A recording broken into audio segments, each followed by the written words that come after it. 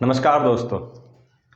उत्तराखंड के भूगोल में आज हम चर्चा करेंगे उत्तराखंड की भौगोलिक स्थिति के बारे में। भारत के मानचित्र में अगर आप उत्तराखंड को देखेंगे तो उत्तराखंड की स्थिति उत्तर दिशा में नजर आती है। ठीक, और उत्तर दिशा में होने के कारण उत्तराखंड के उत्तरी क्षेत्र में आप देखेंगे हिमालयी क्षेत्र है, एक छोटा सा राज्य है। 9 नवंबर 2000 तक ये उत्तर प्रदेश का हिस्सा था। तमाम आंदोलन और मांग के अनुरूप पहाड़ी लोगों की परिस्थितियों को जानने के बाद इसकी स्थापना हुई, जिसका प्राचीन नाम 9 नवंबर 2000 से 2007 तक उत्तरांचल था, जिसके बाद ये उत्तराखंड बना। आज ये उत्तराखंड नाम से ही जाना जाता है। लगभग 86% हिस्सा उत्तराखंड का पर्वतीय है। अभी हम उसकी चर्चा करेंगे, विभिन्न भागों में हमने इसको परिभाषित भी किया है लेकिन इसके अंदर की हम प्रशासनिक इकाई आपको पहले बता देते हैं। उत्तराखंड को देखेंगे आप तो 13 जिले यहाँ पर हैं। देखिए, कुल 13 जिले हैं, जिनको ब्लैक लाइन से हमने अंदर दिखाया भी है। इसके आप देशांतरीय अगर विस्तार देखेंगे तो ये पूर्वी देशांतर में स्थित है। 77 डिग्री 34 डिग्री तक पूर्वी देशांतर से 81 डिग्री 2 तक इसका पूर्वी विस्तार है। और अगर मैं इसको कन्वर्ट करूँ सूरज की किरणों को पहुंचने में, यानी कि उत्तराखंड के पश्चिमी क्षेत्र से, पिथौरागढ़ के पश्चिमी क्षेत्र से उत्तराखंड के सबसे पूर्वी क्षेत्र में सूरज की किरण को पहुंचने में कितना समय लगता है। जैसे भारत के परिप्रेक्ष्य में पूछा जाता है कि गुजरात से अरुणाचल के बीच सूरज की किरण को पहुंचने में कितना समय लगता है। अगर हम इसका आकलन करें तो लगभग देखिए आप कितने देशांतर का फर्क आता है। 77 और 81 में 3.5 का यहाँ पर अंतर आता है, 3.5 डिग्री का। और मैं उसको 4 से गुणा करूं तो 14 मिनट का अंतर आता है मित्रों। तो जो सूरज की पहली किरण पिथौरागढ़ में पड़ेगी वो देहरादून के पश्चिमी ढाल पर, उत्तरकाशी के पश्चिमी ढाल पर 14 मिनट के बाद पड़ेगी। तो दोनों के बीच का समय अंतर है। देशांतर स्थिति से मैं आपको यही बताना चाहता था। 77 डिग्री से 81 डिग्री तक दोनों पूर्वी देशांतर की लाइनें हैं, क्योंकि भारत पूर्वी देशांतर में ही स्थित है। और उत्तर से दक्षिण की तरफ अगर मैं विस्तार की बात करूं तो 28-43 से 31-27 तक इसका अक्षांशीय विस्तार है, यानी कि उत्तर से दक्षिण तक। अगर आप इसको दूरी में कन्वर्ट करेंगे, क्योंकि ये तो रेखा के अनुरूप है, कर्क रेखा के अनुरूप है, ये 28 से 31, इसको दूरी में कन्वर्ट करेंगे तो 320 किलोमीटर आएगा ये। यानी कि उत्तराखंड का दक्षिण से उत्तर तक विस्तार 320 किलोमीटर आएगा। और पूर्व से पश्चिम तक अगर आप विस्तार की बात करेंगे तो 358, जिस कारण इसका आकार आयताकार भी है। देखिए आप, 358 पूर्व से पश्चिम, 320 उत्तर से दक्षिण। आकार देखिए आप, एकदम सिंपल सा आयताकार आपको ये नजर आ रहा होगा। इसके अंदर कुल 13 जिले हैं। जिले मैं आपको दिखा देता हूं। उत्तरकाशी, चमोली, पिथौरागढ़।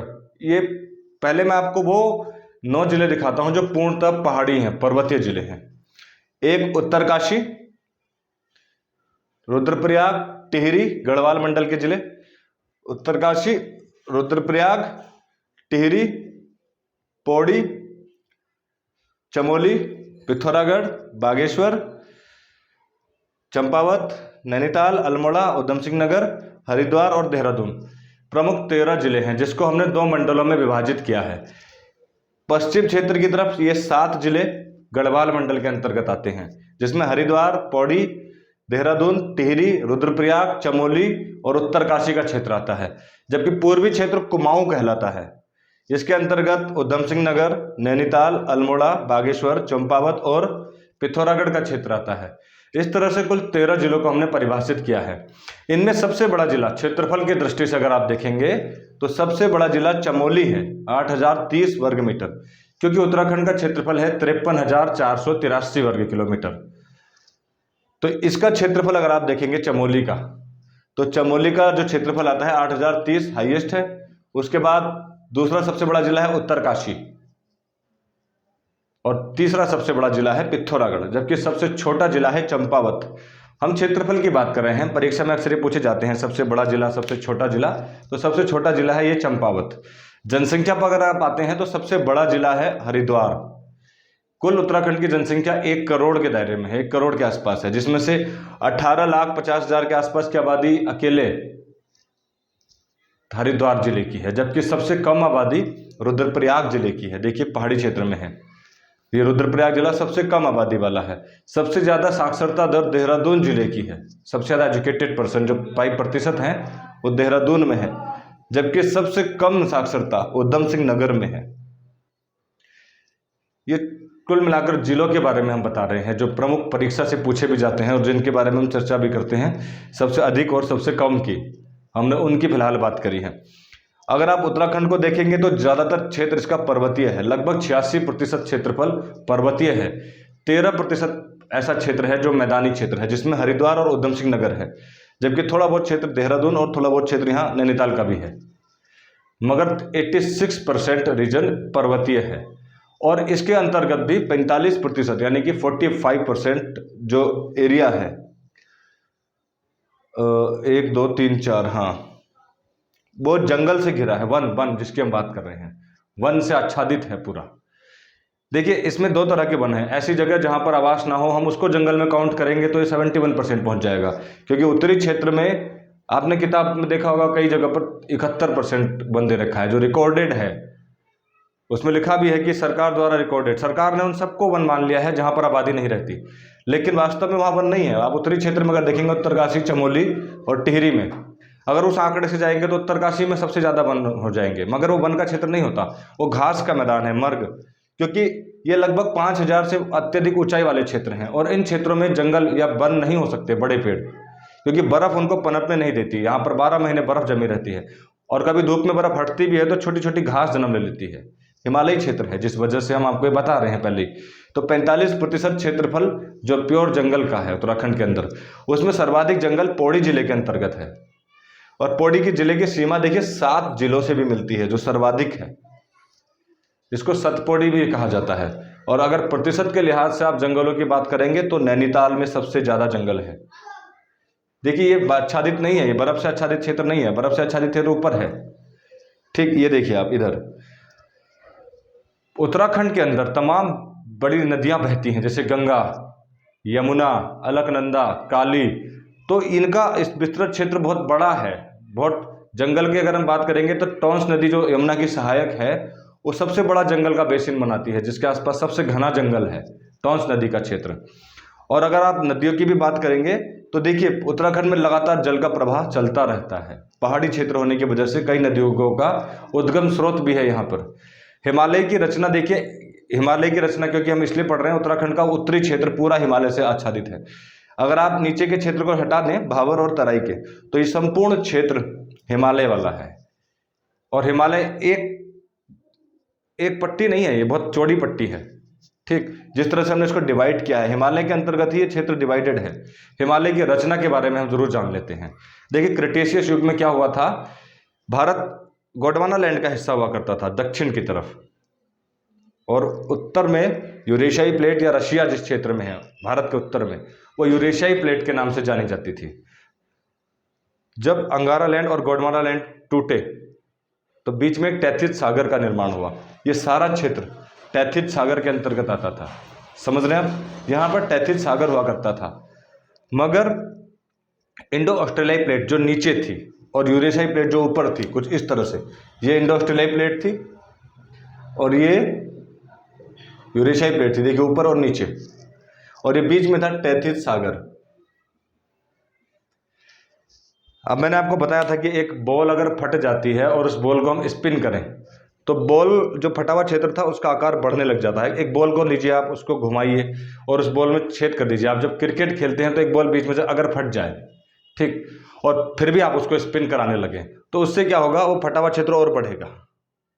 पृथ्वी के संदर्भ में देखिए, 2 प्लेट हैं और 2 प्लेट अगर टूट जाएं, एक पश्चिम दिशा की तरफ टूट जाए, एक पूर्व दिशा की तरफ टूट जाए, गोल ग्लोब को देखिए, ग्लोब, क्योंकि पृथ्वी तो गोल है, और उस ग्लोब में यानी बॉल की तरह की आकार ही है ग्लोब का भी, और पृथ्वी में दरार पड़ जाए, एक पश्चिम की तरफ ढल जाए इधर को गोल आकृति में, इधर को, और धरती को अपनी परिभ्रमण भूमि पर घूमना भी है, तो क्या वो होल्स जो क्रिएट है वो बढ़ेगा, जिससे समुद्र का निर्माण भी होगा।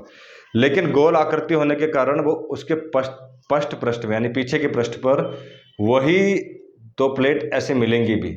धरती लगातार गोल गोल घूमेगी, वो क्षेत्र बढ़ेगा और पीछे का क्षेत्र लगातार एक दूसरे के ऊपर चढ़ जाएगा, प्लेट की तरह इस तरह से चढ़ता जाएगा। हर साल धरती घूमती है और हर साल वो चढ़ता जाएगा, ऊपर होता जाएगा। इस तरह के पर्वतों को हम वलित पर्वत कहते हैं। कुछ यही कहानी टैथिस सागर की भी हुई। इंडो ऑस्ट्रेलियाई प्लेट उत्तर दिशा की तरफ चल पड़ी, उत्तर पूर्व दिशा की ओर, और इंडो यूरेशियाई प्लेट नीचे की तरफ चली।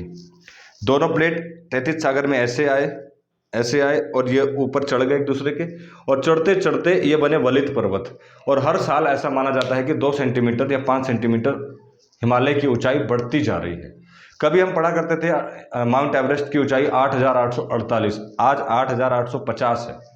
तो ये वलित पर्वत के ऊपर उठने का कारण है परिभ्रमण पृथ्वी का। आप उत्तर भी लिख सकते हैं अगर इस तरह से सवाल बनता है तो। हिमालय की ऊंचाई बढ़ने का कारण क्या है?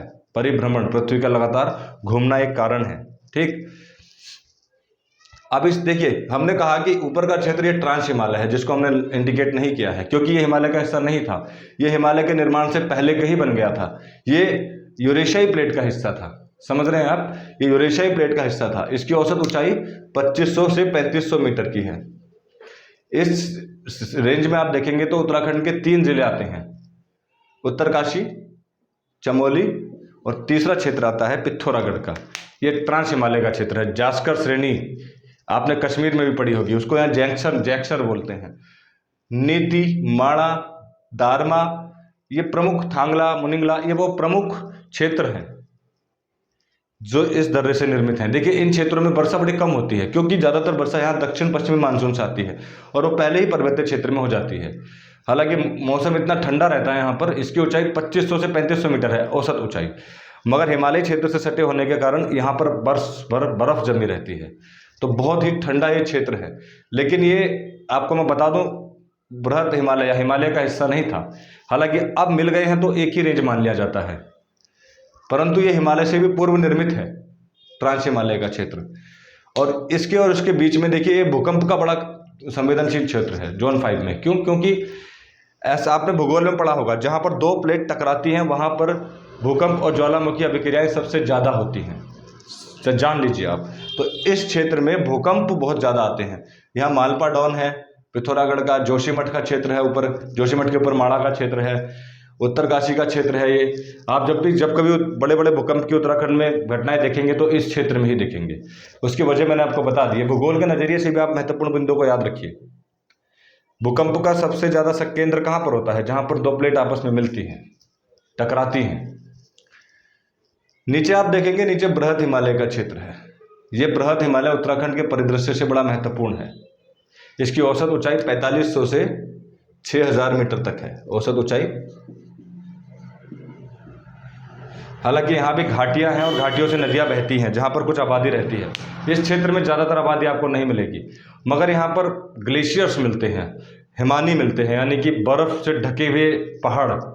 उत्तराखंड की सबसे ऊंची ऊंची चोटियाँ इसी क्षेत्र में हैं। देखिए आप, यहाँ नंदा देवी है, यहाँ त्रिशूल पर्वत है, इधर नंदाकोट है, कुमाऊं की चोटियों की बात करें, पंचाचूली है, इधर बंदरपूछ है, केदारनाथ है, चौखंबा है चमोली में। ये प्रमुख चोटियां हैं उत्तराखंड की, जिनका उद्गम यानी जो कहाँ पर स्थापित हैं? बृहद हिमालय में है। बृहद हिमालय में घने जंगल नहीं होते। क्यों? क्योंकि आपको मैंने बताया कि यहाँ पर उनको बुग्याल बोलते हैं, घास के मैदानों को, क्योंकि यहाँ पर बर्फ पड़ी रहती है, तो बड़े पेड़ यहाँ पर नहीं बढ़ सकते ऊपर को। इन क्षेत्रों, क्योंकि ये अगर देखा जाए तो हिमालय खुद एक नवीन पर्वतमाला है जो अब धीरे धीरे और बढ़ रही है, मगर हिमालय के इन सारे हिस्सों में सबसे प्राचीन हिस्सा यही है। ऑब्वियसली सबसे पहले कौन सा क्षेत्र निर्मित हुआ होगा? जब ढलान आपस में टकराए होंगे, सेंटर का हिस्सा, उसके बाद ही नीचे की पहाड़ियों का जन्म हुआ होगा। तो सबसे हिमालय के अंतर्गत देखिए संपूर्ण हिमालय नवीन पर्वतमाला है, मगर उसमें सबसे प्राचीन कौन सा क्षेत्र है? बृहद हिमालय का क्षेत्र है। सबसे ज़्यादा ऊंचाई किसकी बढ़ रही है? बृहद हिमालय की बढ़ रही है। ठीक, लगातार बढ़ रही है, रिकॉर्ड तोड़ दिए हैं, नंबर 1 आ गए हैं, वरना इनिशियल दौर में नंबर 1 थोड़ी ना थे। तो इसकी जड़ों में ग्रेनाइट और नीस की चट्टानें भी मिल जाएंगी आपको, और अवसादी चट्टानों का भी भंडार मिलेगा जड़ों में। लेकिन क्योंकि नवीन पर्वतमाला में आप रूपांतरित चट्टान नहीं देख सकते। रूपांतरित चट्टान वो चट्टान होती हैं, 3 तरह की चट्टानें होती हैं, मैं आपको बता दूं। एक आग्नेय चट्टान। आग्नेय चट्टान ऑलरेडी जो भूगर्भ में मौजूद रहती हैं, जो भूकंप, ज्वालामुखी या अन्य अभिक्रियाओं से धरातल पर आ गई, उनको आग्नेय चट्टान बोलते हैं। दूसरी चट्टान होती है अवसादी चट्टानें। अवसादी चट्टानें वो होती हैं जो चट्टान नदी, पहाड़, नदी, हवा के झोंके से जब आग्नेय चट्टान टूट फूट जाती है तो चूरा बन जाता है, अवसाद जैसा बारीक महीन, और वो नदी के साथ बह के नीचे आ जाता है, उसको अवसाद बोलते हैं। जो लेप ऊपर चढ़ जाती है मैदानी क्षेत्रों में जिस पर आप खेती करते हैं, वो अवसादी चट्टान होती है। पहाड़ के मामले में वो नीचे दब गई होगी, ठीक, नीचे इसके गर्भ में डोलोमाइट यानी कि अवसादी चट्टान है। लेकिन हम बात कर रहे हैं बृहद हिमालय के क्षेत्र की, तो बृहद हिमालय के क्षेत्र में ग्रेनाइट और नीस, नीस उसका रूपांतरित रूप है। रूपांतरित चट्टान वो होती है जब अवसादी चट्टान या फिर आग्नेय चट्टान कई साल की अभिक्रियाओं के बाद, रेडिएशन के बाद या अन्य अभिक्रियाओं के बाद अपना रूप परिवर्तित कर दे। जैसे चूना पत्थर अगर कई सालों तक एक जगह पर है तो वो लास्ट में संगमरमर यानी मार्बल बन जाता है, ग्रेनाइट नीस बन जाता है, यहाँ तक कि कोयला हीरा बन जाता है। समझ रहे हैं आप? उसी तरह से देखिए यहाँ पर ग्रेनाइट और नीस के मिलने के संकेत भी हैं। ग्रेनाइट कई सालों से यहाँ पर मौजूद रहा होगा इसके पदचिन्हों पर यानी हिमालय की निचली तलहटी में, और उसके बाद वो नीस में परिवर्तित हो गया होगा। यही कहानी चूने की भी होगी, लेकिन हिमालयों से ढका होने के कारण यहाँ पर असंभव है उनको खोज पाना, मगर फिर भी प्रयास जारी है। ठीक, इस क्षेत्र में हमने कहा कि घास नहीं होती, घास होती है सॉरी, बड़े बड़े जंगल नहीं होते, मर्ग वाला क्षेत्र है ये। मर्ग मतलब जिसको हम कश्मीर में मर्ग बोलते हैं, यहाँ पर बग्याल बोलते हैं, प्यार बोलते हैं। ठीक, कई नदियों का उद्गम स्रोत है यहाँ पर, गंगा का, यमुना का, अलकनंदा का, काली नदी का तो खैर उधर से जैसर से आ जाता है ऊपर से। ठीक, और अन्य देखिए यहाँ पर नंदाकिनी का उद्गम स्रोत है, प्रमुख नदियों का, टॉन्स का ये उद्गम स्रोत है, बहुत सारी नदियों का ये उद्गम स्रोत है। रूपिन सुपिन ग्लेशियर इधर है, तो ये हिमालय बनते हैं, यहाँ पर ग्लेशियर्स बनते हैं। हमने चर्चा करी थी उत्तरकाशी जिला दर्शन में, तो आपको अच्छी तरह से समझ में आ जाएगा इन क्षेत्रों की खासियत के बारे में। करीब 15 से 20 किलोमीटर के असकत चौड़ाई का क्षेत्र है। यहाँ पर कई प्रसिद्ध मंदिर भी हैं, बद्रीनाथ, केदारनाथ, जहाँ अक्सर लोग जाते हैं घूमने के लिए। उसके बाद आप देखेंगे 70 से 80 किलोमीटर चौड़ी एक पट्टी दिख रही है, यह लघु हिमालय की पट्टी है। इसकी औसत ऊंचाई 1500 से 4500 मीटर हमने ली है। 4500 मीटर पे तो आपको मालूम है कि बर्फ जमेगा 7 महीने के लिए। 1500 मीटर तक में ठीक है, वहाँ पर बर्फबारी होगी मगर 7 महीने बर्फ नहीं जमेगी। देखिए इसका विस्तार 80 किलोमीटर चौड़ा है। देखिए ये एक्चुअल में ये मैं आपको बता देता हूँ पहले तो, ट्रांस हिमालय को बृहद हिमालय से सचर जोन अलग करता है। ये परीक्षा में पूछे जाते हैं इसलिए आपको लिखा देता हूँ, सचर जोन नोट कर लीजिएगा आप, सचर जोन से ट्रांस। वैसे भी आपको बताया ये तो प्लेट को भी अलग करता है, यूरेशियाई प्लेट को इंडो ऑस्ट्रेलियाई प्लेट से ये अलग भी करता है सचर जोन। लघु हिमालय या मध्य हिमालय और बृहद हिमालय के बीच में मेन सेंट्रल थ्रस्ट एक लाइन है जो इनको अलग करती है। नोट कर लीजिए, परीक्षा में पूछी जाती है, मेन सेंट्रल थ्रस्ट किसको अलग करती है? लघु हिमालय को बृहद हिमालय से। अब बात करते हैं हम लघु हिमालय की। लघु हिमालय में देखिए ये बड़ा संपन्न क्षेत्र है पर्यटक की दृष्टि से। क्यों? क्योंकि यहाँ पर बर्फ नहीं पड़ती, आबादी आराम से आ सकती है यहाँ पर। और यहाँ पर मर्ग, क्योंकि 4500 मीटर तो बुग्याल और प्यार का ही क्षेत्र यहाँ भी बना रहेगा क्योंकि वो अत्यधिक ऊंचाई पर है, मगर ये औसत ऊंचाई है। ज़्यादातर क्षेत्र 2500 या 3000 की औसत ऊंचाई पर है, जहाँ पर मौसम सुहावना रहता है, ठंडा रहता है। ठीक, और यहाँ पर आप देखेंगे तो जमीन यानी मिट्टी कंकड़ वाली है, ज़्यादा उपजाऊ नहीं है, ज़्यादातर जंगल की भूमि है। यहाँ पर वन क्षेत्र सबसे ज़्यादा पाया जाता है। अगर आपसे परीक्षा में पूछा जाए कि हिमालय के किस क्षेत्र में सर्वाधिक वन पाए जाते हैं, तो उसका उत्तर लघु हिमालय ही है। लगभग 50% से ज़्यादा क्षेत्रफल पर इसके जंगल पाए जाते हैं, वन पाए जाते हैं। इस वजह से यहाँ पर बड़ी हरियाली भी रहती है। हरियाली की वजह से पर्यटकों को मोह लेता है जगह। मैं जगह की बात करूँ तो मसूरी है, यहाँ पर नैनीताल है, इस क्षेत्र में रानीखेत है, अल्मोड़ा है, श्रीनगर है, बहुत प्रसिद्ध जगह है। चोटियाँ भी आप देखिए, नैनी झील है यहाँ पर, सरकंडा देवी का सरकंडा चोटी है यहाँ पर। ठीक, दूधातोली का रेंज है इस क्षेत्र में। तो ये लघु हिमालय का क्षेत्र है। यहाँ पर एक्चुअल में सीढ़ीदार खेती होती है और सेब, नाशपाती, इनका बड़ा उत्पादन होता है। शीतोष्ण सदाबहार वन इस क्षेत्र में आपको मिलेंगे। जब जंगल की बात कर रहे हैं तो आपको बता देते हैं, 2000 से मीटर अधिक ऊंचाई पर आपको देवदार के पेड़ मिलेंगे, बांज के पेड़ मिलेंगे, जो पानी को सोख लेते हैं और उसके बाद मौसम को ठंडा कर देते हैं। बांज के पेड़, स्प्रूस मिलेगा 3000 मीटर पर, कोणधारी वन मिलेंगे आपको, क्योंकि लघु हिमालय का क्षेत्र है। यहाँ पर आपको बहुत अत्यधिक मात्रा में खनिज भी मिलेंगे। देखिए कृषि के लिए भूमि नहीं है, फिर भी कृषि यहाँ पर सीढ़ीदार तरीके से की जाती है, ढाल बनाकर। इनकी ज़्यादातर पर्वतमालाओं का ढाल दक्षिण मुखी है, दक्षिण की तरफ ढाल तेज है, उत्तर की तरफ ढाल कम है। अब ढाल तेज है तो दक्षिण की तरफ जंगल ज़्यादा है, ठीक, ध्यान से सुनिएगा, जंगल ज़्यादा है, बरसात भी ज़्यादा हो जाती है इस वजह से, और फिर इससे सटे शिवालिक में बहुत अत्यधिक वर्षा होती है, ठीक है। तो आप इस चीज़ को ज़रा नोट कर लीजिएगा जो हम आपको बता रहे हैं कि इस क्षेत्र में खनिज अच्छी मात्रा में पाए जाते हैं, क्योंकि ह्यूमस तो है नहीं यहाँ पर। ह्यूमस से आप क्या समझ रहे हैं, जमीन उतनी उर्वरक नहीं है, ठीक, मगर खनिज अच्छी मात्रा में यहाँ पर मिलेगा आपको। जैसे तांबा और ग्रेफाइट अल्मोड़ा और पौड़ी में अच्छी मात्रा में है, मैग्नीसाइट भी इस क्षेत्र में मिलता है। तो खनिज की दृष्टि से भी ये क्षेत्र महत्वपूर्ण रहेगा, ठीक। अगर आप देखेंगे लघु हिमालय और शिवालिक रेंज के बीच में, देखिए वैसे इस लाइन को बोलते हैं main boundary line, MBL, main boundary line. लेकिन इनके बीच में कुछ घाटियां निर्मित हो जाती हैं, संरचनात्मक घाटियां। देखिए क्षेत्र दून का, इसको हम दून बोलते हैं, जो लघु हिमालय और शिवालिक के बीच में निर्मित हो जाता है। देहरादून उत्तराखंड का सबसे बड़ा दून क्षेत्र है, जो 75 किलोमीटर लंबा है और 25 से 30 किलोमीटर इसकी चौड़ाई है। ऊपर को देखिए 75 किलोमीटर लंबा है ये देहरादून। दून से आप क्या समझते हैं, यहाँ पर काप मिट्टी आ जाती है, काप मिट्टी के कारण समतल हो जाती है भूमि, दलदली हो जाती है, पानी अच्छी मात्रा में मिल जाता है, बहुत बड़ी जनसंख्या इस क्षेत्र में रहती है। देहरादून उत्तराखंड का सबसे बड़ा शहर भी है। इन क्षेत्रों में गहन खेती की जाती है, समझ गया, अवसादी मिट्टी यहाँ पर मिलती है।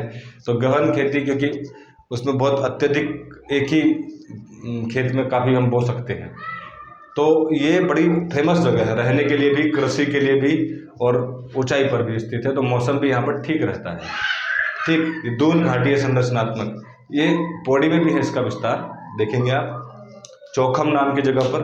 पाट की दून पूछा गया था परीक्षा में, नैनीताल के क्षेत्र में भी है, बीच में है बिल्कुल ये लाइन।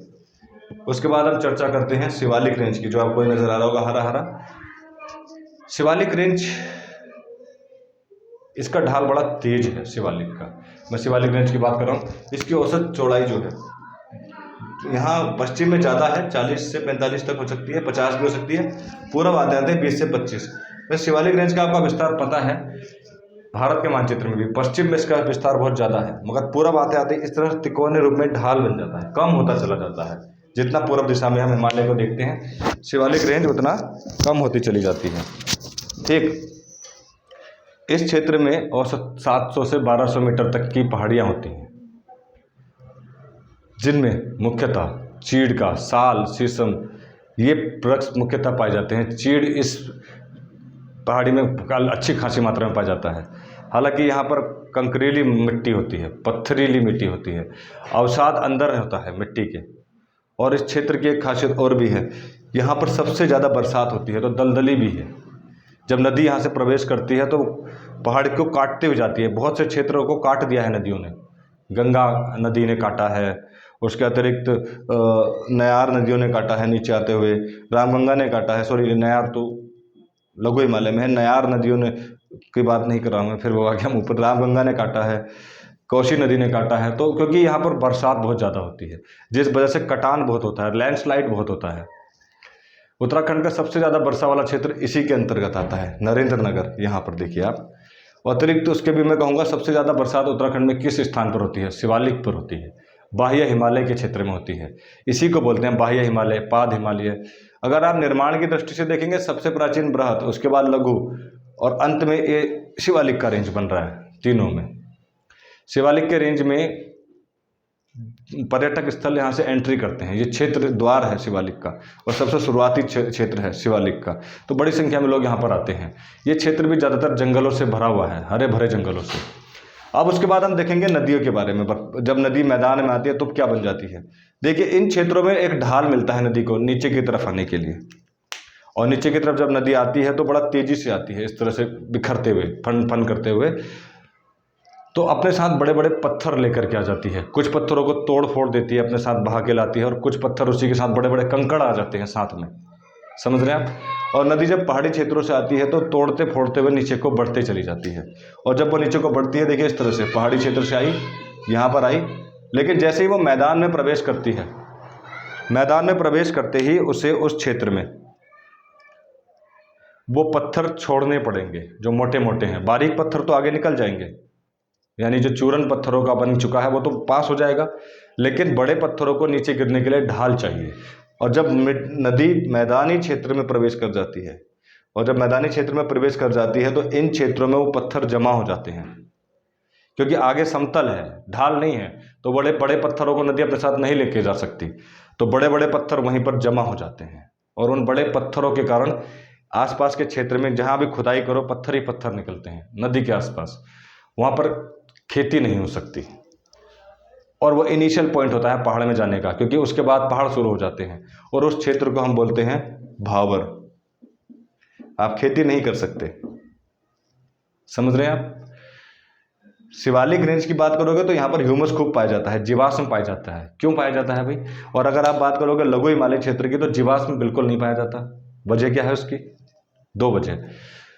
पहली वजह तो बरसात अत्यधिक होती है इस क्षेत्र में लघु हिमालय के मुकाबले, मगर जीवाश्म का उससे क्या संबंध है? जीवाश्म मतलब होता है सड़े गले पत्ते। देखिए शिवालिक क्षेत्र में पर्णपाती वन पाए जाते हैं जो पत्ते गिराते रहते हैं लगातार, ठीक, जिस वजह से वो ह्यूमस बन जाता है।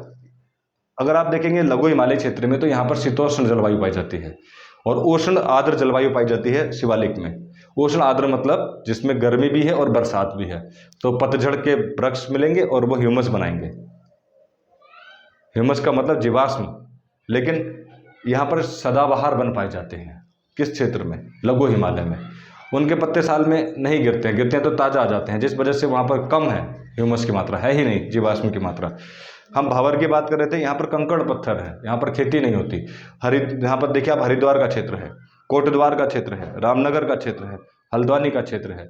ये द्वार भी बन जाते हैं, जैसे कोटद्वार, गढ़वाल का द्वार, काठगोदाम कुमाऊं से है, मतलब पर्वतीय क्षेत्र का द्वार कहलाता है। अगर आप उसके नीचे देखेंगे तराई के क्षेत्र में, तो 2 क्षेत्र हैं यहाँ पर। एक हरिद्वार का क्षेत्र है जो गंगा का मैदानी क्षेत्र है, जहाँ से गंगा नदी ऊपरी गंगा नहर से सिंचित पानी लेकर के आती है और तरोताज़ा कर देती है। काप मिट्टी, बलुई मिट्टी और दलदली मिट्टी इस क्षेत्र में पैदा हो जाती है, जिससे कृषि के लिए अनुकूल दशाएं उत्पन्न हो जाती हैं। खेती के लिए क्या चाहिए? नम भूमि, पानी की मात्रा। और जब नदी यहाँ से सारे पत्थर छोड़ देती है, तो इस क्षेत्र में आते ही वो सारे मिट्टी को तर कर देती है, और जिस वजह से हरिद्वार के इस क्षेत्र में खेती बहुत ज़्यादा होती है। यहाँ पर नवीन मिट्टी जो बाढ़ वाले क्षेत्र में आती है उसको हम खादर बोलते हैं, और जिन क्षेत्रों में बाढ़ नहीं होती, जो पुरानी मिट्टी हो जाती है, उसको बांगर बोलते हैं। मेरे पुरानी वीडियोस देखिएगा, उस पर अच्छी तरह से बता रखा है आपको खादर और बांगर के बीच का अंतर, और मैदानों का निर्माण कैसे हुआ वो भी बता रखा है। ये सबसे अंत में हुआ है मैदानों का निर्माण। ये हरिद्वार का गंगा का क्षेत्र है जिसकी हमने चर्चा करी। अब बात करते हैं तराई के क्षेत्र की। जो स्थिति गंगा के क्षेत्र की है, लगभग वैसी स्थिति यहाँ भी है। यहाँ पे दलदली मिट्टी आती है, नदियों का क्षेत्र पानी आता है, मिट्टी को नम कर देता है। यहाँ तो स्थिति इस तरह की है कि पाताल तोड़ कुएं पाए जाते हैं, मतलब जमीन से खुद ब खुद पानी बाहर को आने लगता है, इतना ज़्यादा ये मिट्टी पानी सोख लेती है। और इस क्षेत्र में भी हरिद्वार की तरह कृषि के लिए बहुत अनुकूल दशाएं हैं। हरिद्वार और उधमसिंह नगर के इस क्षेत्र में गेहूँ, धान, जौ, चना, मक्का, इनकी बहुत ज़्यादा भरमार है। खेती के लिए सबसे बेस्ट जिले यही हैं, उधमसिंह नगर और हरिद्वार। उसके लिए अनुकूल दशाएं नदियाँ लेकर के आई। इनके द्वारा भूमि का नम होना और उस नम से पानी की कमी की पूर्ति होना, जिससे खेती के लिए अनुकूल दशाओं का बनना। तो ये प्रमुख भौगोलिक क्षेत्र थे जिनकी हमने आज चर्चा की उत्तराखंड के।